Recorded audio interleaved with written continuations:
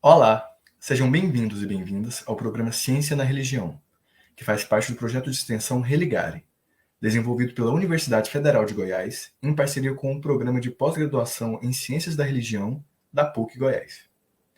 Nesta edição, abordaremos o tema Protestantismo Brasileiro, com o professor Lauri Emílio Vart, que possui graduação em Teologia pela Escola Superior de Teologia de São Leopoldo e em Ciências Sociais pela Universidade Metodista de São Paulo, a UMESP, além de possuir o título de doutor em teologia pela Universidade de Heidelberg, na Alemanha. Atualmente atua como professor no programa de pós-graduação em Ciências da Religião, na Universidade Metodista de São Paulo. Então, muito boa tarde, muito bom dia, muito boa noite para vocês. Quero agradecer pelo convite para participar dessa conversa e gostaria de dar aí meus parabéns à equipe, ao projeto que tem essa proposta de uma divulgação dos estudos, das pesquisas em torno da religião para um público mais amplo. Então, muito obrigado pelo convite, estou disponível aí para o diálogo e para as perguntas de vocês. Nós que agradecemos, professor. Para conversar o nosso bate-papo sobre protestantismo brasileiro, quais que são os princípios do protestantismo em geral? Então, assim, a primeira questão que eu gostaria de colocar e até para a gente esclarecer um equívoco que muitas vezes se coloca, como se o protestantismo ele fosse uma espécie de uma dissidência do catolicismo romano. E isso, historicamente, a rigor, não se sustenta. A gente tem que pensar que a reforma protestante ela está num contexto histórico, aí no início do século XVI, de profundas transformações sociais na Europa, e de uma forma bem resumida, a gente tem que pensar da seguinte maneira: na verdade, isso implode um sistema social, implode um sistema econômico, que é o feudalismo, implode um sistema político, que é o império, chamado Sacro Império Romano-Germânico, e com ele implode também o cristianismo, que é uma espécie de argamassa, que dá ligadura, dá sustentação para toda essa organização. E dali sai, o cristianismo ele sai dividido daí. Então, a partir disso, ele vai então se transformar em diferentes denominações. A Igreja Católica é a que herda mais elementos, digamos, da Igreja medieval. A Igreja Luterana é a que está mais próxima da Igreja Católica, né, no sentido de estar um pé no mundo medieval, um pé no mundo moderno. Depois, as outras igrejas mais de influência calvinista já dialogam muito mais com a modernidade, tem uma inspiração humanista e racional mais acentuada, e tudo isso vai se repercutir, então, na discussão teológica posterior.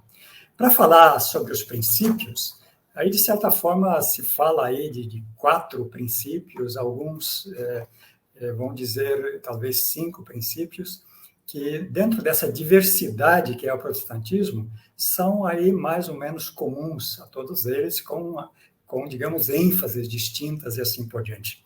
Então, um desses princípios é a exclusividade da Bíblia em matéria de fé, em matéria de normatividade. É o tal do exclusivismo bíblico, que a gente ouve falar assim, no discurso protestante, sola escritura. Isso é em distinção, então, com o catolicismo romano, que dá também um peso à tradição, né, para, digamos, a correta interpretação da fé e assim por diante. Então, esse seria um dos princípios. O segundo princípio o foco exclusivo em Jesus Cristo, né, como único mediador.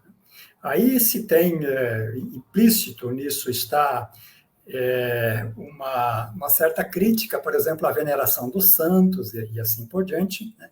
Mas também uma crítica à estrutura eclesiástica, que de fato, durante a Idade Média e durante muito tempo fez isso muito bem, né?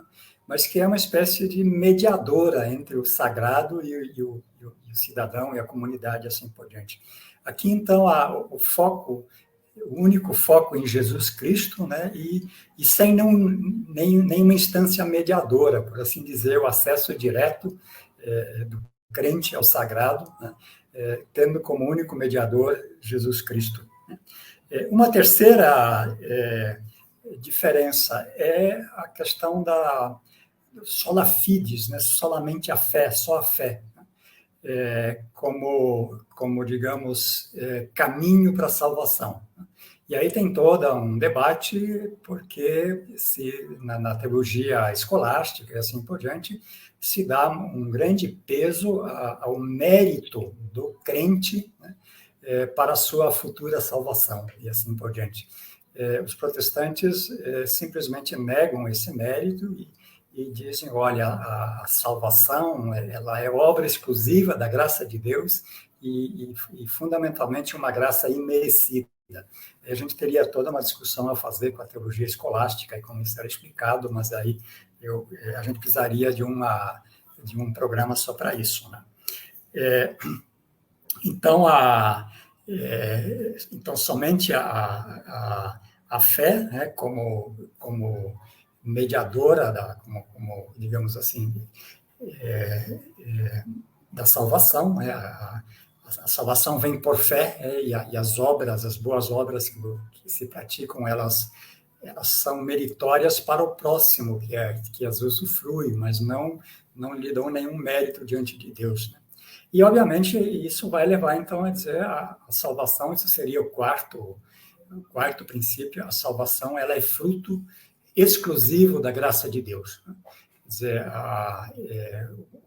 o cristão, o crente, a crente, não tem méritos, né, para, digamos assim, para esperar a salvação, mas ela é exclusivamente da graça. Tem ainda uns que vão dizer, e aí principalmente na tradição reformada, calvinista, tem ainda um quinto princípio que vão dizer glória, né? Só a Deus glória, né? Aí tem toda uma questão antropológica por trás, como ser humano, como alguém totalmente depravado, né? E sem capacidade de discernir sobre o bem e o mal, e se ele faz esse discernimento, então isso também é obra da graça de Deus, e só a Deus, digamos, então, se confere a glória por isso. Isso, resumidamente, obviamente que já na tradição protestante do século XVI, nem isso não chegou a ser um consenso. Por um lado, por exemplo, você tem todo um protestantismo, conhecido depois como Reforma Radical, o Anabatista, e que questionavam já esse princípio, por exemplo, e colocavam a experiência cristã, né? E principalmente a experiência do sagrado como um critério hermenêutico para a correta interpretação da Bíblia. E Thomas Müntzer, por exemplo, que é considerado o líder da Revolução Camponesa de 1525, defendia esse princípio, né? Quer dizer, a vivência e a vivência do sofrimento como um critério para a correta interpretação da Escritura e assim por diante. Mas, basicamente, na tradição protestante, o que se colocou são esses 4, ou eventualmente 5 princípios. E aprofundando agora um pouco na questão histórica, como o senhor citou de imigrantes de outros países, qual é a relação entre a colonização do Brasil e o advento e o fortalecimento do protestantismo? Então, a gente precisa ter claro, né, que o Brasil, o cristianismo, ele vem para o Brasil dentro de um projeto colonial. E ele vem digamos, com o rosto cristão desse projeto colonial é um rosto católico romano.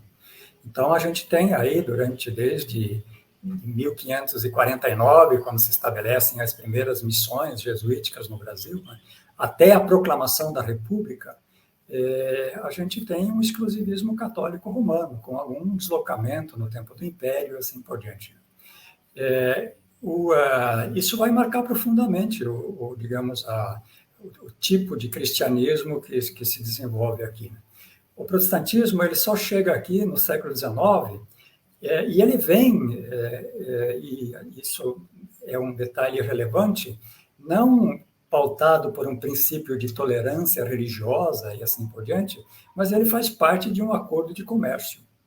Um acordo de comércio celebrado entre Portugal e Inglaterra, em 1808, porque a Inglaterra era a grande força que opositora às revoluções napoleônicas na Europa, e foi a Inglaterra que propiciou, inclusive financeiramente, a vinda da família real para o Brasil, e aí, obviamente, apresentou a conta. E uma das exigências, né, além de abrir os portos, né, para o comércio inglês e assim por diante, é que os comerciantes, os ingleses que se estabelecessem aqui, pudessem praticar o seu culto.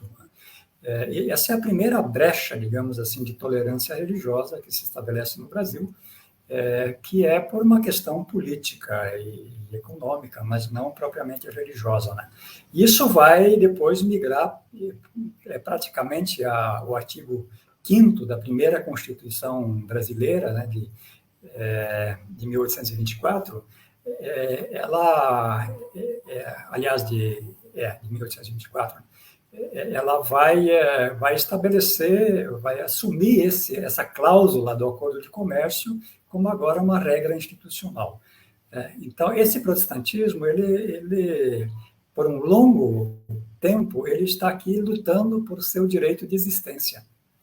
Isso vai marcar, por muito tempo, a característica, por exemplo, a forma como esse protestantismo se envolve com questões sociais e assim por diante.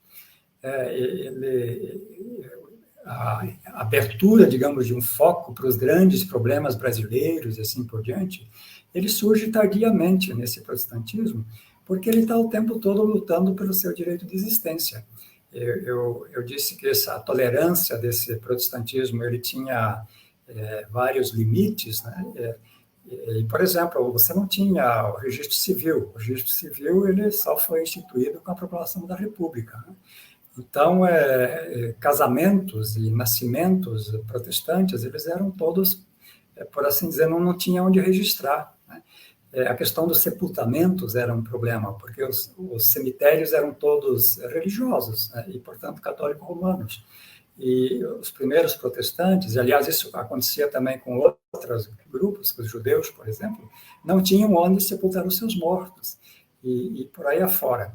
Então, esse protestantismo ele vai por por muito tempo, lutar pelo seu direito de existência. Assim, na segunda metade do século XIX, com toda a discussão civilizacional do protestantismo, ele passa, então, digamos, a chamar a atenção das elites emergentes brasileiras. Por quê? Porque estão aí estabelecendo escolas de boa qualidade, escolas que, inclusive, davam uma dupla titulação, né? Você tinha, digamos, não se chamava assim naquela época, mas o ensino médio de hoje, então, uma titulação americana e brasileira, e por aí afora. Se estabeleciam cursos de inglês, enfim, questões que são atraentes para uma elite emergente, né? Isso torna o protestantismo atraente para esses grupos. Agora, isso não vai levar a uma adesão religiosa. Então, você tem uma certa simpatia pelo protestantismo, até porque se vinculava o catolicismo ao antigo regime, à monarquia e assim por diante. Então, os grupos republicanos, eles começam a ser simpáticos ao protestantismo, mas isso não vai levar a uma adesão, digamos, desses expoentes intelectuais ao protestantismo. Eles estão interessados em dar espaço para essas ideias protestantes por questões, digamos, sociais e assim por diante. E o protestantismo, ele de fato vai agora ter um peso social maior aí no século XX, na segunda metade do século XX, mas aí nós já estamos falando da emergência do pentecostalismo.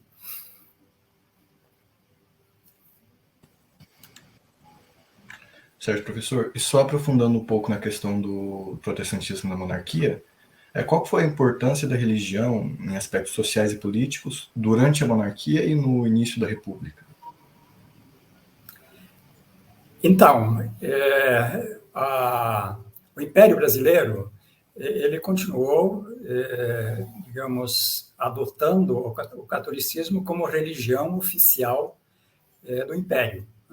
Então, as outras religiões cristãs, elas eram toleradas com esses limites que eu falei, que aos poucos foram sendo, digamos assim, superados, de certa forma, tornados mais flexíveis, né? Em torno aí dos anos 60, do século XIX, a gente então tem agora pastores protestantes que estavam autorizados a fazer casamentos com validade civil e assim por diante, né? Mas o Brasil continuava tendo uma religião oficial, que é o catolicismo romano. Isso, inclusive, digamos, impedia protestantes a assumirem certos cargos públicos, assim por diante. Impedia protestantes de ostentar publicamente seus símbolos religiosos, as igrejas não podiam ter torres e por aí afora. Com a proclamação da República, então, você tem formalmente a separação da igreja e do Estado.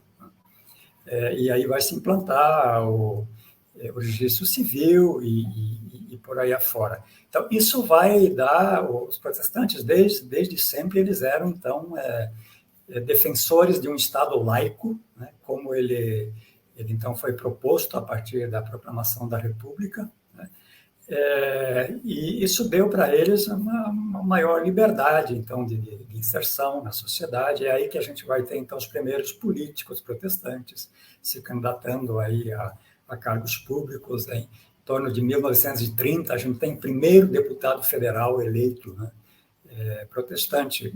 O quanto o fato dele ser protestante, de fato, pesou nessa eleição, isso ainda é um tema em discussão, né? Mas, de qualquer forma, ele se via, de certa forma, como um interlocutor dos protestantes, né, junto ao Estado brasileiro.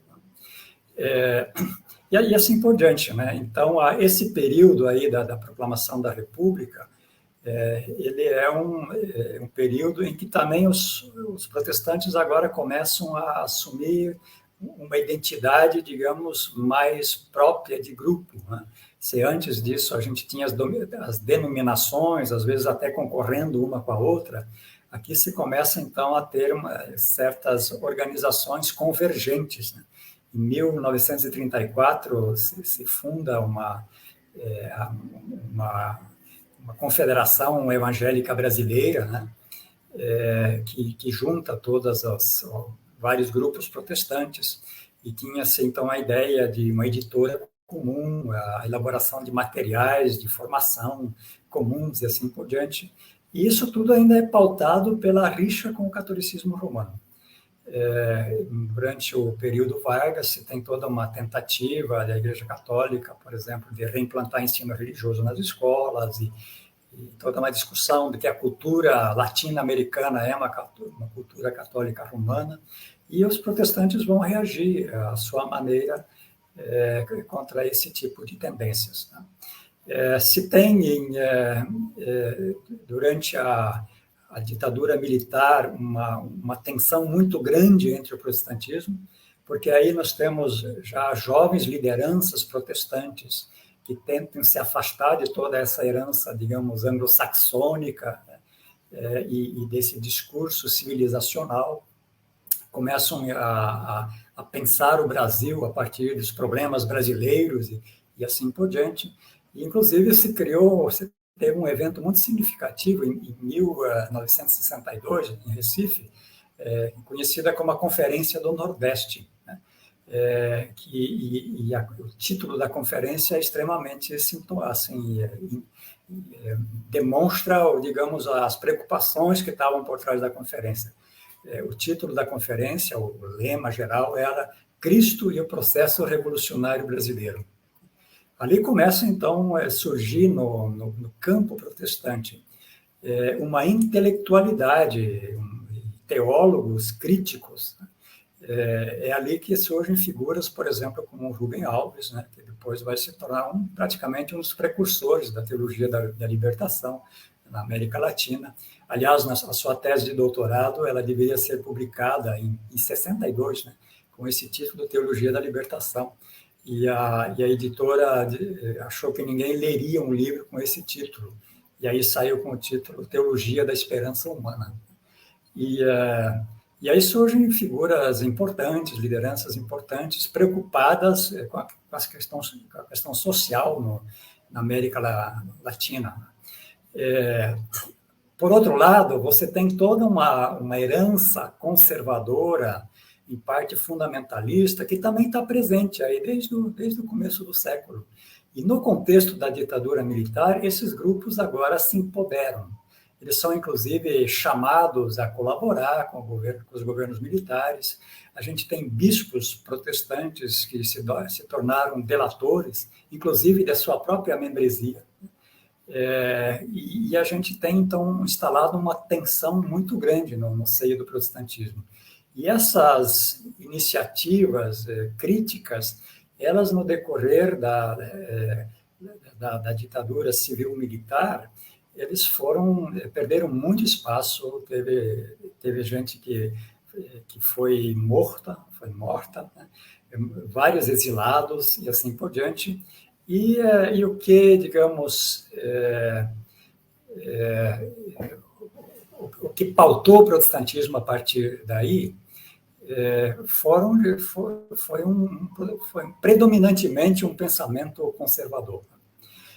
Agora, é nesse contexto também da Conferência do Nordeste, de uma intelectualidade, uma jovem intelectualidade aí progressista, que aí, digamos, os grandes temas da teologia protestante, que na Europa pautaram a reflexão teológica, e em parte nos Estados Unidos, que esses grandes temas, então, começam a ser debatidos por aqui, e nos seminários teológicos, ou em eventos, em revistas que se fundam.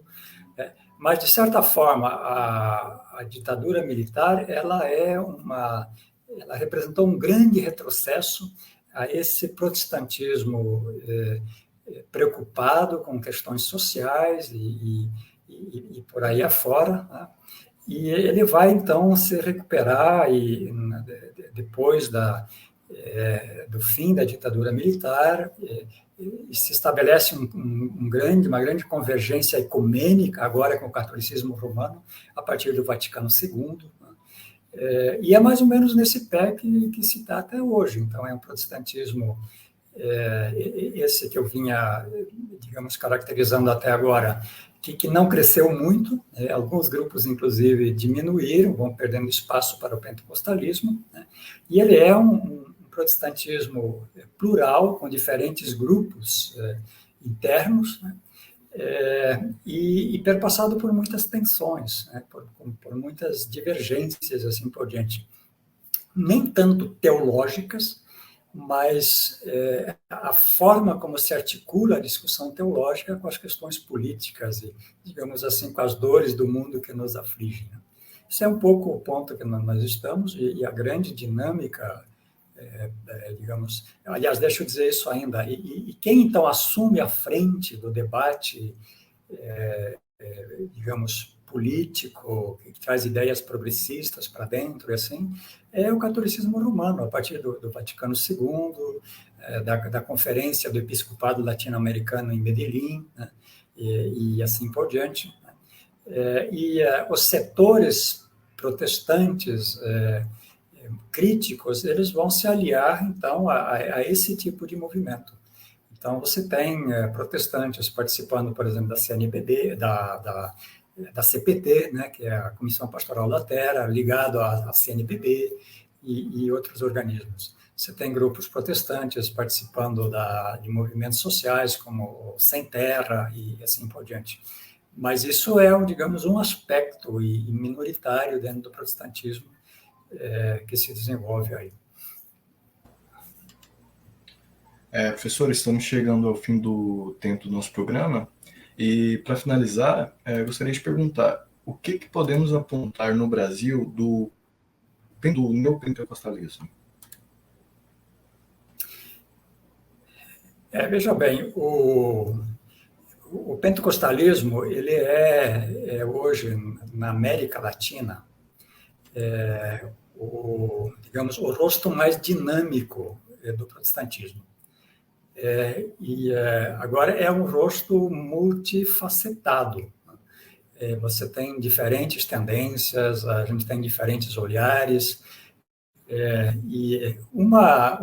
a gente chega a um certo resultado se a gente olha a vida cotidiana, como os crentes pentecostais articulam a sua vida e dão sentido ao cotidiano a partir da sua fé, e a gente vai chegar a uma conclusão, e vai chegar a uma outra conclusão se a gente olha pelo recorte dos profissionais da religião, dos grandes pastores midiáticos, das grandes agências que vendem bens simbólicos e assim por diante. Então, a gente precisa ter um certo cuidado de dizer o que é que a gente está fazendo lá. O que mais aparece são justamente essas agências que vendem bens simbólicos através de seus canais de televisão, através do carisma dos seus pastores, geralmente extremamente ricos, porque a produção desses bens simbólicos é um produto que se produz a custo zero, né, e se vende caro, né, e às vezes até com certos mecanismos de extorsão em relação aos fiéis, se aproveitando da boa-fé dos fiéis e por aí afora. E aí, digamos, essas agências e essas empresas que vendem bens simbólicos de salvação, elas optam por um caminho, digamos, possível, um discurso religioso possível, num mundo capitalista que a rigor não precisa desse discurso para se legitimar. Eu gosto de dizer assim, o cristianismo, ele, de certa forma, a partir da Revolução Francesa, ele foi expulso do palco dos grandes acontecimentos, né? Agora ele não é expulso da capilaridade da vida cotidiana das pessoas, e uma forma de retornar ao palco é justamente se colocar como porta-bandeira das grandes promessas que, digamos, que o capitalismo nos oferece, né? Então, a teologia da prosperidade, ela entra por esse viés, né? Ela justamente promete ajudar os fiéis a conquistar aquilo, digamos, que o capitalismo oferece. E, no momento, politicamente, isso são, digamos, agentes religiosos que são muito bem vistos pelos grupos de poder, aí, principalmente no governo federal. Então, não surpreende que esses grandes pregadores neopentecostais sejam altamente simpáticos, por exemplo, a um governo Bolsonaro, porque isso as favorece, né? Favorece bastante. Agora, não são eles, digamos, que têm a caneta na mão, né? Os que, de fato, estão aí no dia a dia, no cotidiano do governo, são procedentes do protestantismo histórico e herdeiros, digamos, desse rosto conservador, fundamentalista do protestantismo histórico, que agora finalmente ganhou um espaço político, né?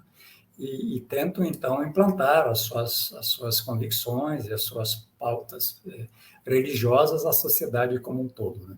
Aí eu acho que o protestantismo está, de novo, colocado diante do grande desafio que ele trouxe para cá, aí no começo da República, que é a luta pelo Estado laico, a luta pela separação da Igreja e do Estado, e que sempre tinha clareza que as questões políticas são questões que devem ser decididas no âmbito político, e que as convicções religiosas elas têm o seu lugar nesse âmbito político, mas nenhum grupo religioso tem o direito de impor as suas convicções a toda a sociedade, né?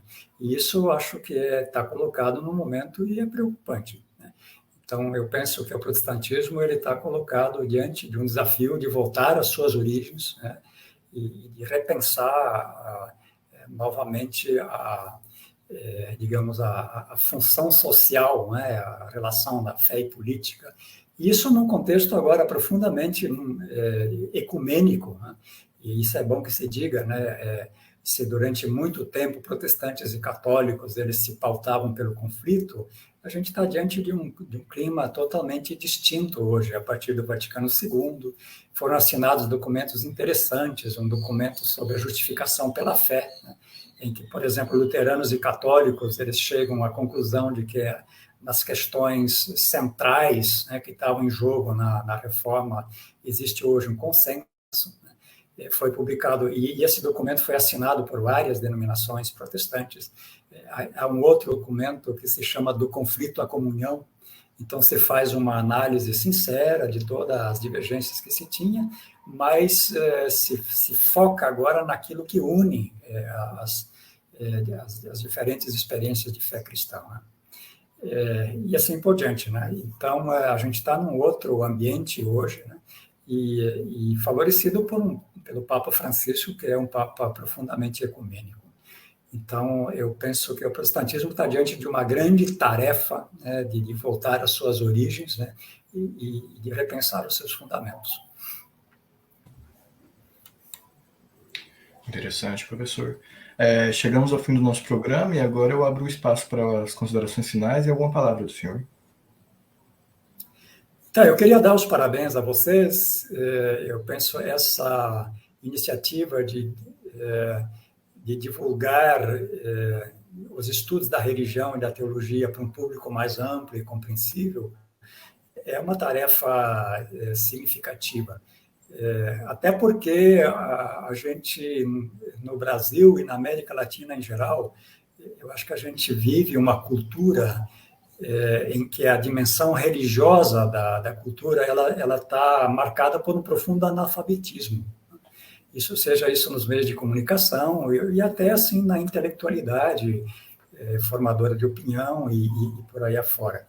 Então, o maior conhecimento digamos assim, da cultura religiosa e da diversidade da cultura religiosa, não como proselitismo e como, digamos, uma estratégia de divulgar uma determinada religião para conseguir adeptos, nada disso, mas o conhecimento religioso, um profundo conhecimento dos princípios que pautam a vida cotidiana das pessoas que têm fé, e a gente tem aí mais de 90% da população brasileira, e na América Latina isso não é diferente, que se diz de alguma forma religiosa, um conhecimento mais profundo e abalizado, a título de informação cultural, isso fará bem para toda a sociedade e é uma grande necessidade. Eu penso que o charlatanismo religioso que se propaga aí quase como um rastilho de pólvora, ele é uma digamos, das consequências desse analfabetismo religioso que caracteriza, digamos, a nossa cultura hegemônica. Portanto, parabéns aí pela iniciativa.